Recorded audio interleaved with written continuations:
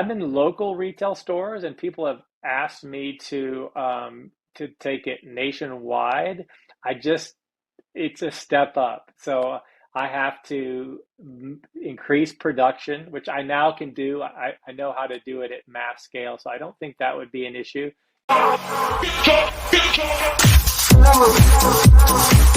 My name is Shane Cultra, and I am from a smaller town, Urbana, Illinois, where the University of Illinois is located. And I was raised down south, but I've had my business here for almost 30 years in central Illinois. You share a little bit more about your background and your career path? Yeah, I'll try and give a little Cliff Notes version of it for people that remember Cliff Notes. I went to the University of Alabama, like my family always does. I was raised in Tuscaloosa area, went to college there, and then I got a job right out of college as a options trader at the Chicago Board of Trade. So I traded options, and then eventually corn and beans and notes, and I went over to the Board of Trade, and I liked it, but there were some things that were a little crazy. And my father offered me a job starting a nursery that he was going to start. My family has a nursery since 1865, so I'm a fifth generation plantsman. Something I did my whole life. My dad was kind of like Johnny Appleseed, foresting the paper mills. But as every son, you don't want to do what your parents do. But I still did it. And I came down there and took $100,000 pay cut, worked for my dad. We built a business from just him and I and a couple people up to almost 50 people, 40 greenhouses, a wonderful business. It was great to learn. But after 28 years of working retail, I had never seen a Saturday in spring other than the nursery. I'd never been on vacation. I never left. I just left. I decided I was done. And I always tell people, how do you know when you're done? You'll know. And I knew. And my dad wasn't really happy about it. My brother, not so happy. I just told them I'm done. They said, how long? And I said, now. Like I just can't do it anymore. I love the nursery business. I love building a business, but there just comes a point in time where you have to do something different. And that's where I'm at. So I've done things on the side, but I had a couple websites that I sold for quite a bit of money. I sold one to Lionsgate Films. I used that money to buy domains. And in the other world, I'm known as Domain Shane. So I bought and sold domain names since 2009, roughly, really sooner than that. But that's how I've made my side income to do all these fancy things. These cars you see are really done from these side projects, not from the nursery. And then that digital asset investments led to NFTs.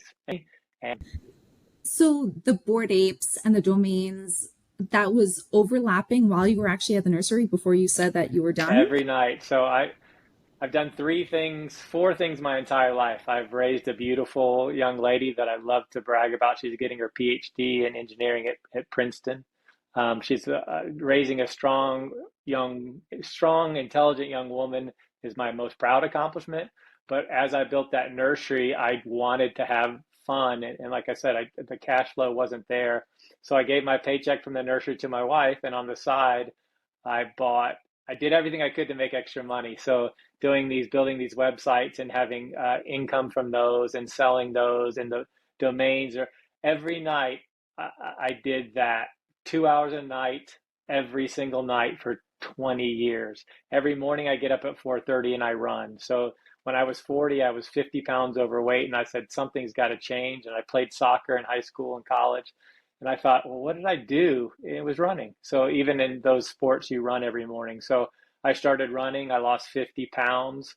So when I turned 52, I finally broke 3 hours in the marathon. So I've worked at the nursery every day. I've worked 2 hours after work every single day. I raised my family, been part of my family every day, and I've run. Those things are my four consistencies. So with your discovery of domains, so you were early to that. You got some pretty big, significant domains that you sold successfully. How did you find out about NFTs? How were you early to that? Was it through your circle of friends? The people in domains are naturally curious about opportunity, and especially digital assets, right? So I had a friend that told me about crypto kitties and all these things online that you could buy. And it was really more fun games. And I really didn't think too much of it. But I did have a friend named Adam Strong who I'm partners with on domains. We own runner.com together. So we have a really good name and we live close. He lives in a town right next door. So he said, NBA Top Shot, you love cards. We love collectible cards. You should look at these. So I bought a couple of the very first packs of Top Shots, and that was in 2020. And so my journey into NFTs really did not cost me very much money. I think I always joke that I think I've spent to get into NFTs, I think I spent $40 across the board, and I've sold over $1 million worth. Could be more, but it's pretty good return. So what are your thoughts about ENS domains then? Yeah, so ENS, I think everybody needs to own one to be their wallet, perhaps. But the problem, and I love the concept. I think the guys have done a great job. I think they've separated themselves. But the reality is, all domains will be wallets. There's going to be simple functions using ENS or other people that are working on technology now that will be able to accept crypto and be your ID in your wallet. And it's not relegated to just .eth. So I think I think it's not a great investment at this point. I think, like anything else, if you really like it and you want it to represent you as a name and be your wallet, a short, memorable domain or .eth makes perfect sense. It has to be, the purpose of the wallet is to provide an easy, memorable, non-typo payment. So when I see people with all these X's and O's mixed out, it defeats the entire purpose of a wallet. It becomes just a moniker and a collectible at that point. So I did do really well. I bought some three number .eths and four number .eths and did very, very well on them. But I knew it was a short time span because I know how domains work, because there's a next little favorite candy coming around every single corner. .eth will always be the first and always be a little bit more collectible than others, but it will lose its functionality, what little functionality it has right now. Okay, that's an interesting take. Yeah, yeah, it's very divisive. This this Yeah, take. It's I like, think, yeah, I know how, I know what's in the pipeline. I work with people that are developing the technology. I know that my wallet 543.xyz is a very easy to remember, and it's my wallet address. Like, you don't have to send it to anything else. So it's not, everybody doesn't like to hear that the money they spent will be worth less in the future. It's just, that's not anything that anybody enjoys hearing. But there are realities of technology, and technology changes very quickly. I also know, and again, not going on a tangent, but I also know that taking people's names and making money, like selling Amazon.eth to Amazon, is just not how you're supposed to do it. You want generic names, things that represent you. To take other people's names and then kind of hold them hostage, that's true squatting. We don't do that in domains, or the real people don't do that. You know, Amazon obviously was Amazon before Amazon, but now that you have Amazon, they pretty much are the first thing you think of. So when I tell somebody, when you're buying a domain, try and keep it as generic as possible, because somebody has every word, right? There's always trademarks and everything. But the reality is, we know if somebody's taking McDonald's hamburgers, and you just have to avoid that kind of stuff. So there is right or wrong and morality in digital assets, believe it or not. yeah. So you rotated your funds from Top Shop to the BAYC ecosystem. At what point did you decide or get inspired to start using your IP and create Drip's Quota Hot Honey with it? Yeah, so my first go around, when I first bought my apes, I decided that, well, I guess this is a simpler story. I I keep hives with friends, and there was a beekeeper that came to me and she said, "Shane, I have this hive that has completely clear honey. It's called white honey." And I really wasn't, I've seen very light honey before. I collect honey. I've been all over the world tasting honey. And she said, "It's really white. You got to see this." And it was almost like water at the time when we were pouring it. And so I looked at my ape and I thought, this would be a great way to really sell this honey, because it is pretty cool. It's not as super rare, but it's probably 0.5% of the honey, maybe even 0.1% of all honey gets this clear. So I took my ape and I did Colonel Whitenfur's white honey. So I put my I had an artist that I absolutely love called named Joe Ruiz, and he took my ape and kind of made it a little bit more cartoony. I did a 26 bottles of this white honey, and I dipped it like Maker's Mark in yellow wax. And then I had Joe do an NFT that's amazing. And I said, if you buy a bottle of honey, you'll get a free NFT with it. And I believe it was $300. And I put it out there in 2021, I think right after I owned, a month after I had my ape, and it sold out immediately. And I thought, this is the future, physicals with NFTs or NFTs that will get you physicals. And I think I was one of the first to do that. I know I was one of the first with the apes. I'm sure there was somebody else, but I was really the first physical, one of the first physical products that came together bundled with an NFT. And that kind of inspired the hot honey. I wanted to make a hot honey. I was looking through I have a bunch of land, but none of them came with a coda. So I said, well, I can't not have a coda on an ape. So I started looking through codas and I saw this one that looked like a bee, but he looked like a bee that was melting and he was super hot. And I thought, that's what I'll do. I'll buy that one. I'll put him on a hot honey. And I called him Drip because he looked like he was dripping and because it means, like drip or bracelets and things like that. So that's kind of led to that, and it's good. Like that's the other thing. Once I started making the honey, it was genuinely really good. Mike's honey is fine, but this has a whole nother flavor to it. It's kind of sweet with a tinge of hot, and it's good for cooking. So, but as far as packaging and delivering, it's just me, and I can only handle what I'm doing right now. I can handle, like I'm doing 3 or 4 thousand bottles every 6 months, and that's about all I can handle. As much as I want to handle. How about that? Wow, that's quite significant. And are you selling it mostly to the NFT community or are you in retail stores in Illinois? I'm in local retail stores, and people have asked me to take it nationwide.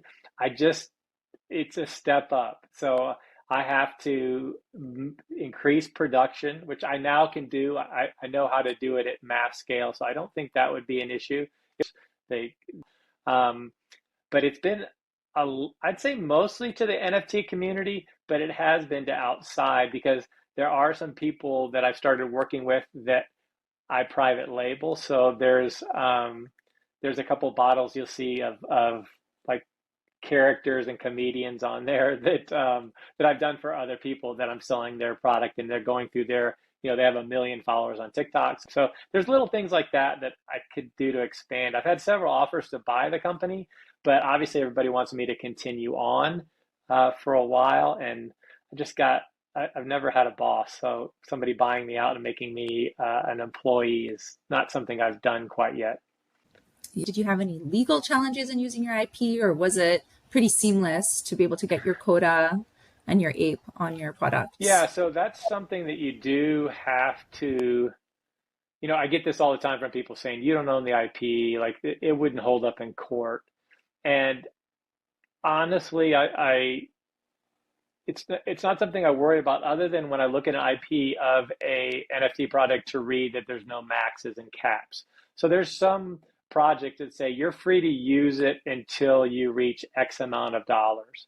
Or, and that's something that you really need to be careful of. If you're going to use an IP of a project and it says that they get 20% after X amount, well, if it becomes super popular, you now owe them 20%. You've got Mr. Wonderful from Shark Tank that's in your pockets now, and you didn't realize that. So you have to really be careful and read the IP and the agreement and ask for it. A lot of people will put it up there.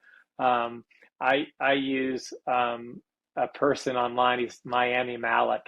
He's become a friend of mine, and he's helped advise me on IP use and what I can and can't do. What are 3 to 5 tangible tips you can give to somebody with no business experience who wants to build a product on top of their NFT?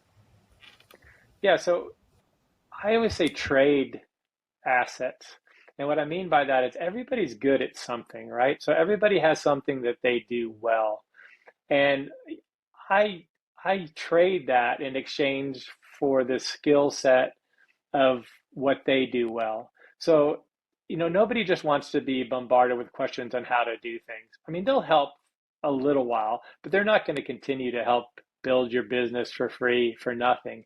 And that's where exchanging of ideas and building true relationships, and just like, with your partner, it's a give and take. And so with the community, it's a give and take. You can't just take from the community all the time. You got to give. So once you establish that you're also a giver, people are more inclined to help you out.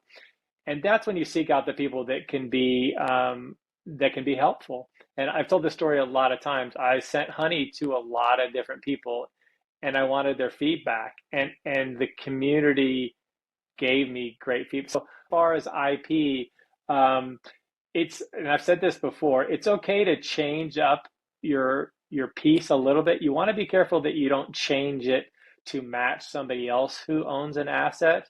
But there are perhaps some qualities in your IP that don't sell. Like, for instance, I had an ape before that had a joint or a little cigarette in its mouth.